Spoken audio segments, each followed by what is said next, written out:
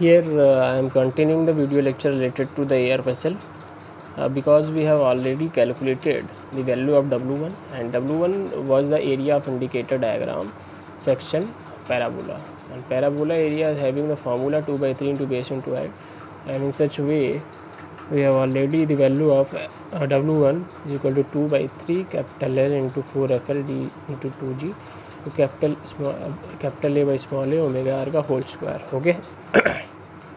Now when the air vessel is used, then what happened? The head loss due to friction, the formula is used as previous 4FL v square upon 2 dg, but here v is the value of mean velocity, so v is replaced by v bar, and v bar is formulated as capital A by small a omega r upon pi.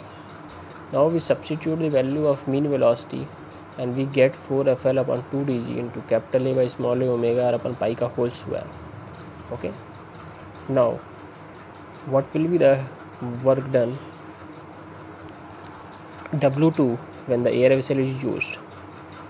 Because we know that when the air vessel is used, then the parabola segment is converted into the rectangle, and the rectangle area is equal to base into length into height. Length is maximum distance traveled by the piston inside the cylinder, and height is the head due to frictional losses.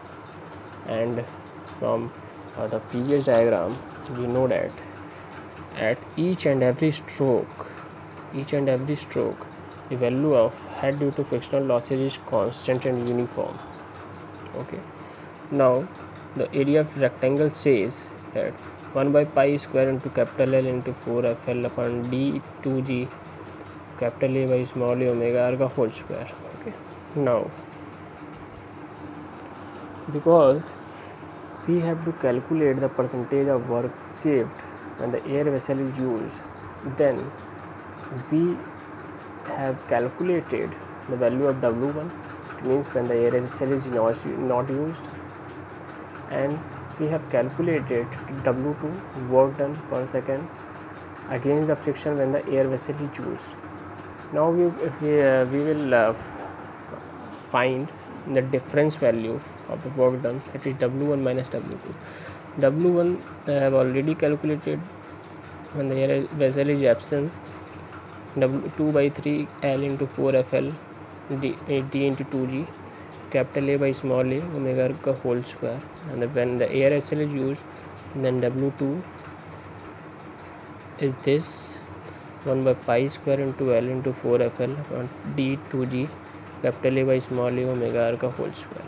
Now what is the difference of W1 and W2?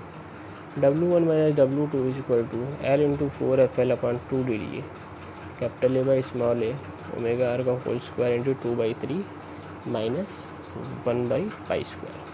This is the difference, because this is the difference of work done when the air vessel is not used and when the air vessel is used.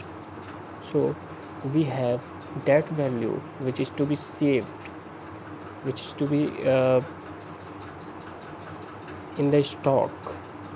This value will be saved by the reciprocating pump when the air vessel is not used. Finally, this difference, if we calculate with respect to the work done per second when the air vessel is not used, then we can find the relative value for to save friction. Now finally we will put all the value of W1, W2 as well as W1, and finally for single acting reciprocating pump the value of percentage is 84.8%. Okay.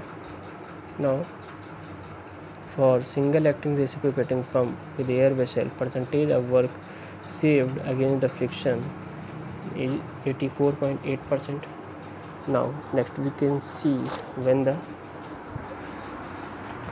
case will be of double acting reciprocating pump. Here in double acting reciprocating pump, work done per second will be same as single acting reciprocating pump. Okay. W1 is equal to 2 by 3 4FL on d into 2G into capital A by small a omega r का whole square. Okay,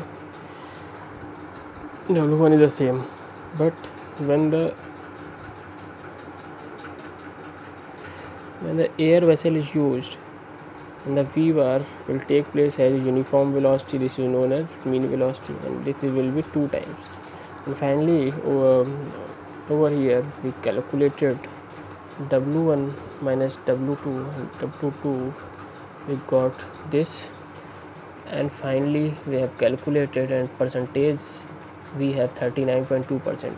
It means when the air vessel is used in double acting reciprocating pump, then the 39.2% work saved. Okay, thank you.